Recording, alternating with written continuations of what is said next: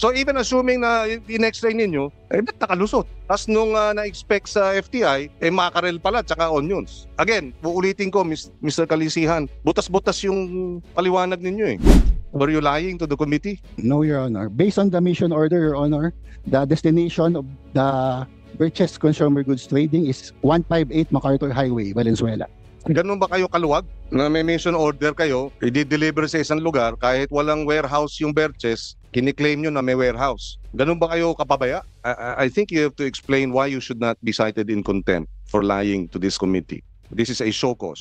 Nung umalis ng Subic, wala na ngang guard eh. Meron, sir. They claim none. They're saying na they were not under guard. Sir, may pictures po. May convoy po.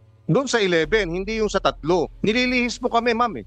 Sir, hindi po sila sabay-sabay lumabas po eh. But I can send a picture, sir. No, May- you're sending me a picture of the 11, not of the 3. Don't try to mislead this committee. Are you saying there were pictures of the 3? This is the issue here. Nililihis mo kami, ma'am eh. Tama ba yun? You are misleading this committee. You claim that there were pictures, but you're claiming the pictures for other trucks, not for these 3. Very clearly, I was talking about these 3. Hindi ba? Yes po. Nililihis mo kami, ma'am. You too, we are asking you to explain to us later on, because we will have a fire drill, why you should not be cited in contempt.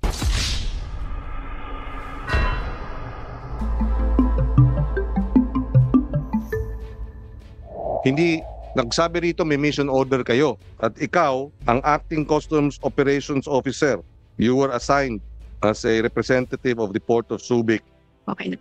for the 100% examination. What happened here? Sir, kasi nilabas po yung disposition form dated June 25.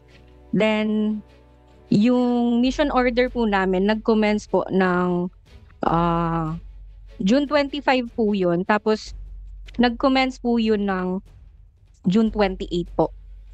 Kaso po, we have failed examination po. That's why, ang 100% examination po, kinonduct na lang sa Port of Subic po.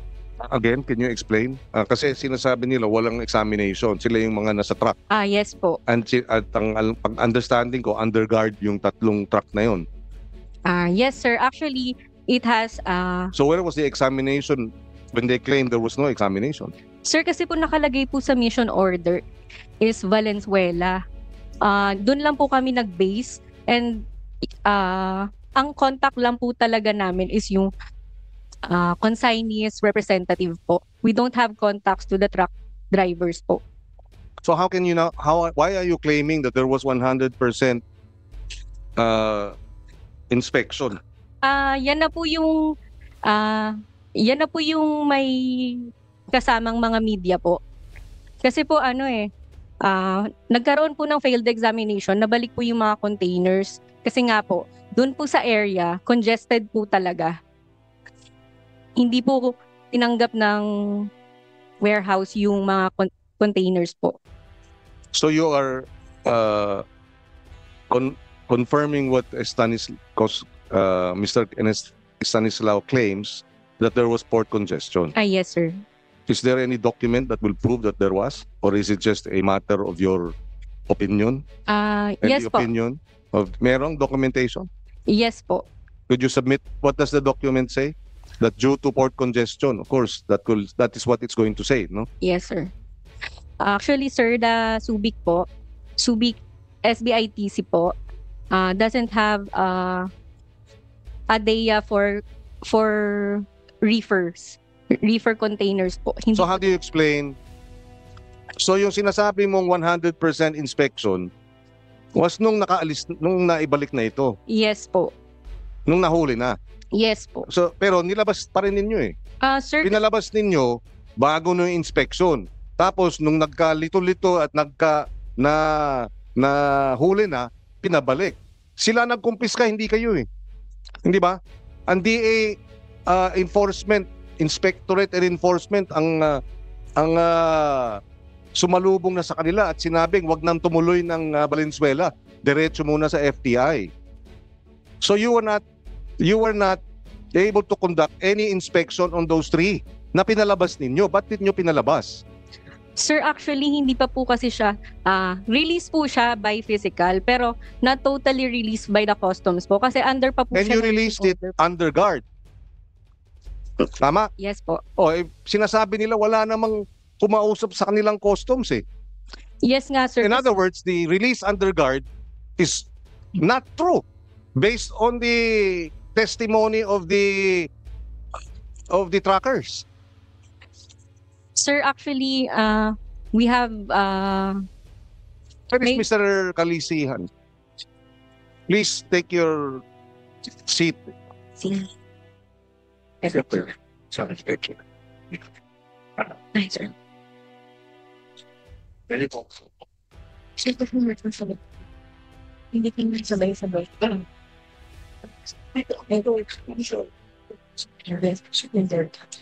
Yan. Okay, Mr. Kalisihan, hindi ba required before umalis yung truck, merong examination ng 10% under your processes? Good morning, Mr. Chair. Good morning. Yung 10% po kasi medyo nag-ano na po kami din eh. Kaya po sabi namin, Medyo nag-ano? Ano yung ano? ano po sir, sabi po namin sa Subic, wag na pong i-10% kasi iwa 100% examination din naman po sa consignees warehouse.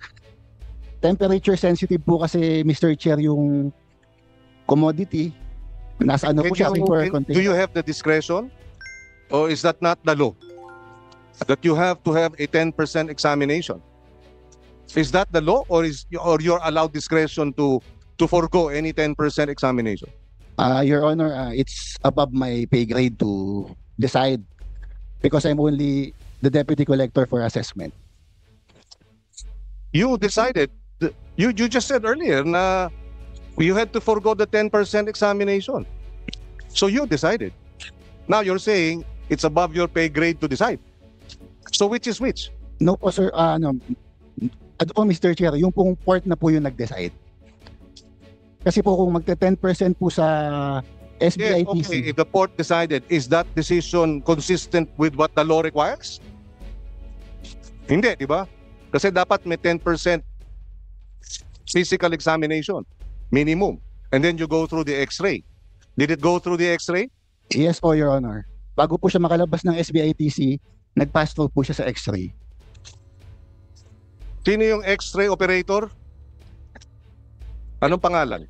The X-ray field officer assigned at the Port of Subic, Your Honor, is Mr. Jeffrey Gasilos. Is he here? Wala po ata. Jeffrey Jeffrey Gasilos po. Casilos? Jeffrey Gasilos. Gasilos. Okay. Well, obviously, itong tatlong pinalabas, hindi na x-ray yun. Na X-ray po, may X-ray image po yan bago lumabas. Hindi po makakalabas ng SBITC kahit isang container kundi po dadaan sa X-ray. Hindi nga, wala ngang kumausap sa kanila, nilabas lang nila eh. Wala naman dumaan sa x-ray. At assuming dumaan sa x-ray, hindi nyo nakita na mackerel tsaka onions yung nasa loob, sinasabi nyo processed chicken poppers. Di ba?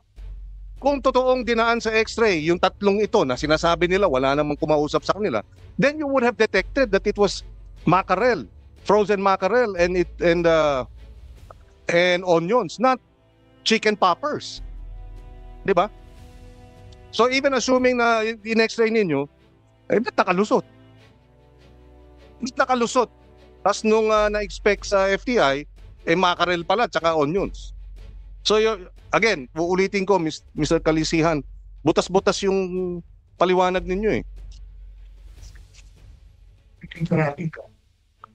And then after the x-ray, dapat ini-track. Di ba? Oh, nag-oo ka, Mr. Mariano. Dati may e-tracking, di ba? Dati po. Eh, yung binyayin namin yun, walang e-tracking eh. Yun. Exempted po kasi siya Mr. Chair sa ITRAC eh. Kasi yung pong declaration niya is finished processed food po eh. Not raw agricultural products.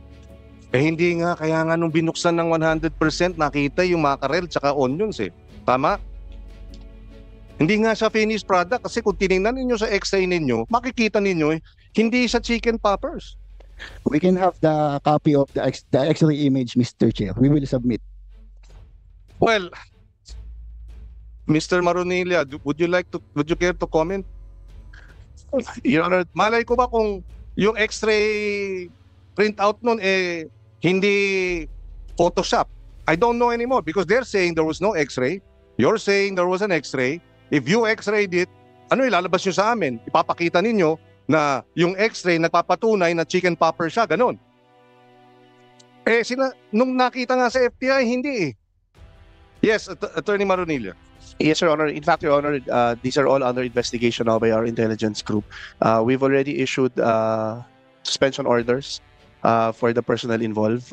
And of course, they're already asked to explain the findings of some of our investigators, Your Honor. And we will consider part of that particular investigation, Your Honor, is the statement coming from the Department of Agriculture Inspectorate Service on this particular matter. And may we just manifest, Your Honor, that we do acknowledge all your observations, Your Honor. These are the same questions that are also being asked by the investigators of the Bureau of Customs. Thank you, Your Honor.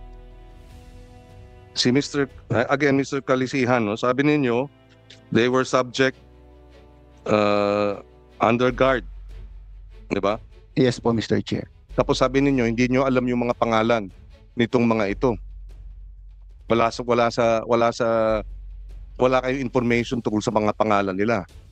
So again, bakit wala kayong information ng pangalan nila? Maybe, sir, the customs examiner assigned can explain. Kasi po sir, sa ano ko, as deputy collector po, sir, ano ko na po para kunin pa yung mga ikaw nagsabi eh. Ngayon ituturo mo yung iba. Sinabi mo wala kayong listahan eh. Wala po, sir, yung office ko, wala pong listahan, sir. Ikaw ang nag-clear nito pero wala kayong listahan. Tapos ikaw ang nagsabing ito sa underguard pero paano mo i-underguard? Sinasabi nila. For the record, Your Honor, I was not the one who cleared that entry, Your Honor. Who cleared it? Who cleared it? Why can't you answer? Your Honor, sa process po ng BOC, pagtapos po sa customs, It's a very basic question. You said you didn't clear it. So who cleared it? the customs appraiser assigned, Mr. Chair. Who is? Why can't you mention the name? Why are you being evasive? The customs appraiser assigned, Your Honor, is Miss Leslie Nacario. Where is Leslie Nacario? Is she here? Wala po, Your Honor. So Leslie Nacario, Gubotan? Iba ito. Okay, so can we invite Leslie Nacario for the next hearing? So, Mr. Kalisian, I hope you understand. Do you confirm that there was a mission order issued by the district collector? Yes po, Your Honor. And that the names of the personnel directed to underguard and examine the alert charges, you confirm that? Yes, Your Honor. So you're familiar with that, but you're not familiar with but you didn't clear it, no? And somebody else cleared it. Is she your subordinate? Yes, Your Honor. So you're saying this is also exempted from e-tracking? Yes po, Your Honor. Why? Kasi po, Your Honor, yung pong HS code po nilang nagamit is hindi po siya e-tractable. Kasi po, Your Honor, pag po nag-file ka ng entry, bago po ma-process po ng examiner yon, kailangan po ng booking. Diyan po sa entry na yan, hindi po siya kailangan ng booking. Yung booking po, Your Honor, is for the e-track. You also explained in the previous hearing which is the purchase tracking. Iba yun, ano? Yung Purchase goods. Yes. Purchase goods po. Yes. You also claimed in the previous hearing, Mr. Kalisihan, that that there was a delivery to be made. But Burgess claimed that they had no warehouse. You claimed that the delivery was to the Burgess warehouse. You said that Yes po. under oath. Now Burgess says they don't have a warehouse. So how were you lying to the committee? No, Your Honor. Based on the mission order, Your Honor, the destination of the Purchase Consumer Goods Trading is 158 MacArthur Highway, Valenzuela. That's what's Your Honor, yung pong naka-provide sa mission order. Ganun ba kayo kaluwag? Na may mission order kayo, i-deliver sa isang lugar kahit walang warehouse yung Burgess, Kiniklaim nyo na may warehouse. Ganun ba kayo kapabaya? O wala talaga kayong planong i-deliver sa mga warehouse? Baka yun yung totoo. Pinalusot ninyo, hindi ba? Nahuli, hindi ba? Yung pagpapalusot ninyo, hindi pala, at sinasabi ninyong, like sa amin, marami kayong kwento eh. Di ba? Baka yun talaga ang totoo. No, Your Honor. Of course, you will say no. As far as Port of Subic is concerned po, ano po yan eh, hindi po siya na-release. Hanggang ano po yan makabalik sa Port of Subic, nasa custody pa rin po ng Customs Port of Subic, Mr. Chair. Mr. Kalisihan, nahuli kayo eh. Nahuli sila eh. Kung hindi natiktikan ng DA, nakalusot na yung tatlong yun eh. Wala, sinasabi ninyo, underguard. Walang underguard eh. You know, Mr. Kalisihan, I think you have to explain why you should not be cited in contempt for lying to this committee. This is a show cause. Why should we not cite you in contempt? We will give you a chance to explain yourself. But before we proceed there, wala dito si Nacario eh. Nandito si... So Nacario has discretion, Attorney Marunilla, to release this? Your Honor,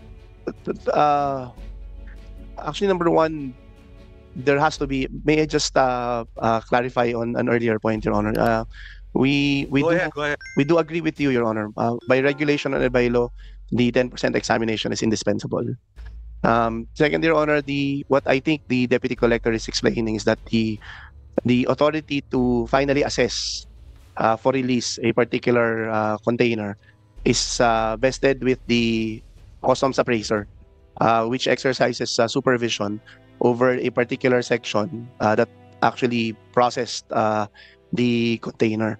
But whether or not, but on special procedures like underguarding, release underguarding for further examination, that authority is not lodged solely with the appraiser.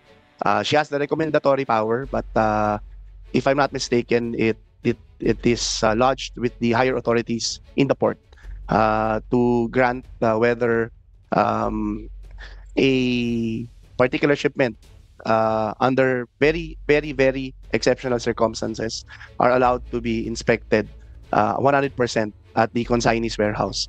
Again, Your Honor, but even before that, there should be an initial examination at the port. And that authority is given to the District Collector of the port, Your Honor.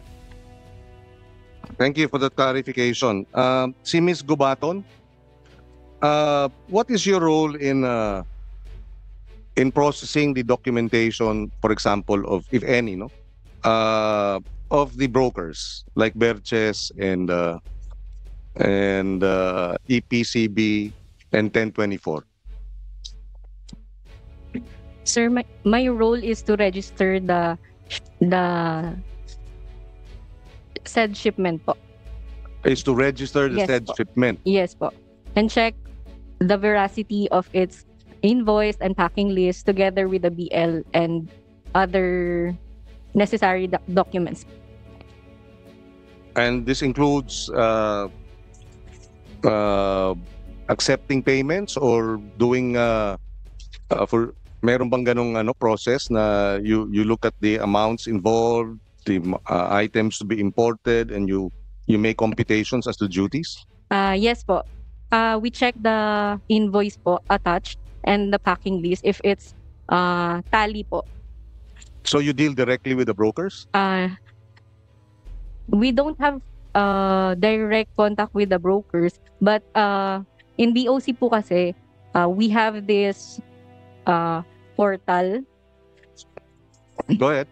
We have this portal po na doon nagko-communicate yung broker. If in case may kulang silang documents, they just submit it in the portal po. So how do you explain Yes.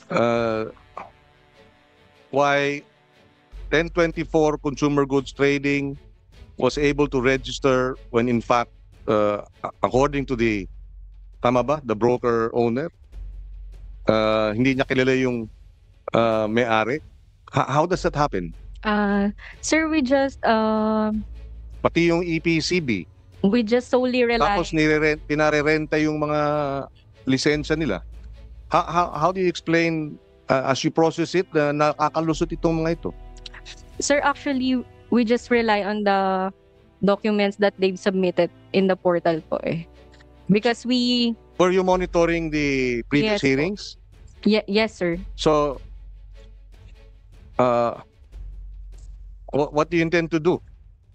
After realizing or finding out or discovering, I don't know, meron ba kayong gagawin o patuloy lang ang ganitong klaseng sistema sa inyo na nagpapalitan ng lisensya, etc.? Nagre-renta ng lisensya, hindi kilala ng broker yung may-ari, may ibang broker, di ba? Wala ba kayong doon? Wala ba kayong responsibilidad doon? Yes, Your Honor. I know this is alarming po, pero during the previous Senate hearing na po, mas lalo na po kaming naging maingat po. Pero po talaga, kasi po, we don't have any contacts to the broker, sir eh. Kasi we promote this no contact policy po in our organization po. Walang nagte-text sa inyo? Nagpa-follow up? Sir, in ticket lang po. Pwede po sila doon mag-message, sir. Doon din po kami magre-reply. Anong ticket? Yun po yung portal na tinatawag po sa BOC. Yun So yung may contact kayo? Yes po, pero doon lang din po. Wala sa mga cellphone? Wala po. Okay, so may contact kayo dun sa portal. Yes po. Nagpa-follow up sila sa inyo sa portal. Yes, sir. So meron kayong contact. Hindi totoong wala kayong contact. Meron.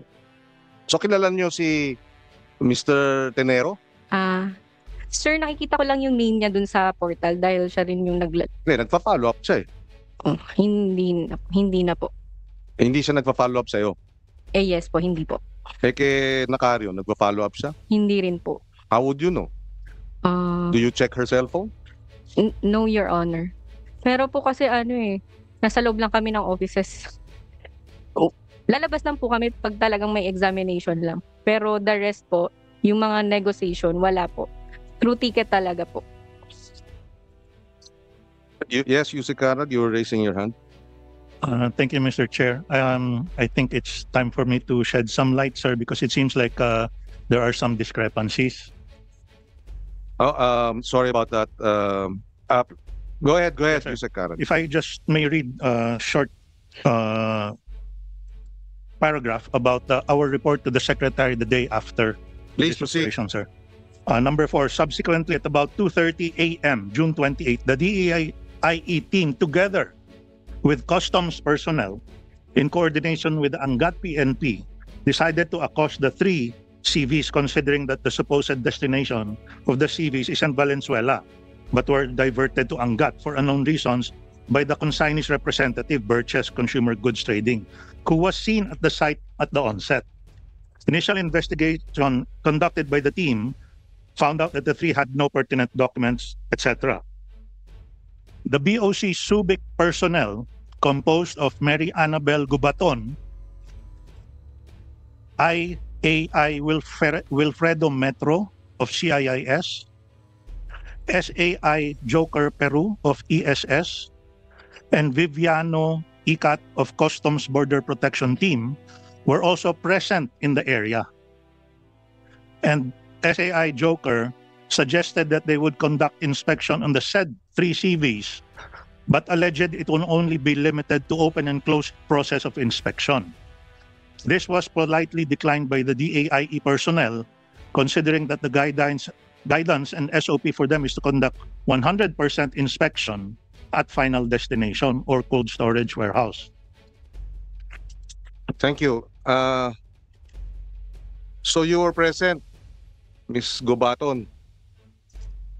Do you confirm that? Sir, nag-underguard po kami, pero hindi po kami sabay-sabay dumating po. Kasi po, by batches po ang labas ng mga containers. Anong klaseng underguard yun? Sir, kasi nasa 15 containers po yung Birches, if you may know po. 15 Yes, but you mean to say, when you go underguard, you only guard 5? Shouldn't you underguard the 15? Yes, sir. So what happened? I instructed po yung team din na maghati-hati kami ng containers to underguard. Yeah, Kasi- but the three, wala. Sir, actually po kasi, out of respect din, they insisted to bring the containers in the FTI. And I also... Yes, but Mayor, nung umalis ng Subic, wala nang ang guard eh. Meron, sir. They claim none. They're saying na they were not under guard. Sir, may pictures po. May convoy po. Doon sa 11, hindi yung sa 3. Nililihis mo kami, ma'am eh. Sir, hindi po sila sabay-sabay lumabas po eh. But I can send a picture, sir. No, May you're photo. sending me a picture of the 11, not of the 3. Don't try to mislead this committee. Are you saying there were pictures of the 3? Are you saying there were pictures? You're gonna show me pictures of the 3? This is the issue here. Nililihis mo kami, ma'am eh. Tama ba yun? Pero ba kayong gwardiya? Yes, sir. Sino? Yes, pero they insisted po kasi. Yeah. So wala. Don't Miss Gubaton, you are misleading this committee. You claim that there were pictures, but you're claiming the pictures for other trucks, not for these 3. Very clearly, I was talking about these 3. Hindi ba? Yes po. Nililihis mo kami, ma'am. You too, we are asking you to explain to us later on, because we will have a fire drill, why you should not be cited in contempt.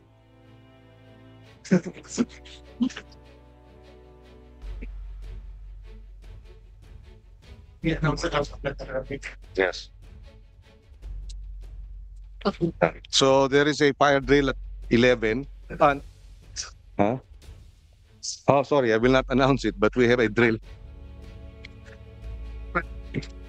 Yes, and so we will have to later on, but we will come back. Huh?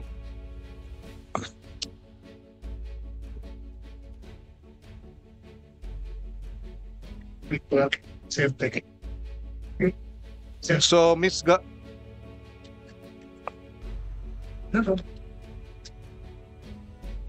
Gabutan. Tama ba? Gabutan? Gubaton, sorry, Miss Gubaton. Kilala niyo si Si Chugs? Sir, hindi po. Okay. Bakit kasi alam niya yung mga marami siyang alam, si Mr. Chugs. Now obviously may contact siya sa customs. That's why I'm asking you. If you know Mr. Chugs, you say you don't know Mr. Chugs. No po. Okay. Mr. Kalisihan, do you know Mr. Chugs? No po. Okay. Who in customs would know Mr. Chugs? Because apparently he knows a lot. Apparently he knows where to go, who to look for, papers that are available. But none of you know him. Is that believable?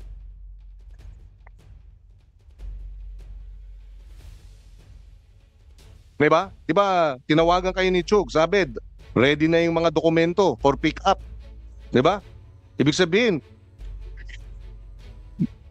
may nagbigay ng gate pass. Diba? Oh.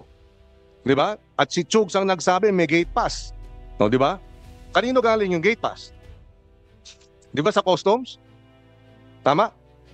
Tama? Hindi naman pwedeng pumasok pag walang gate pass na approved ng customs, diba? So you expect us to believe, Mr. Kalisin, that you don't know Mr. Chugs? Yeah. Kalisihan, sorry. No po, Mr. Chair. Yeah. So, mahirap talagang butas-butas yung no? Ang daming mga hindi kapani-paniwala dito sa nangyari. At yung mga paliwanag ninyong examination, Diba? X-ray, underguard, e-tracking, 10% examination. So none of you know Mr. Chugs, but he has powers to ensure that the safe the ano tawag dito? The pass, no? Ano yun? Gate pass. Diba? And alam niya yung pasikot-sikot. Alam niya kung kailan kailangan, kung kailan available. Di ba? Kasi yun ang sinabi sa inyo.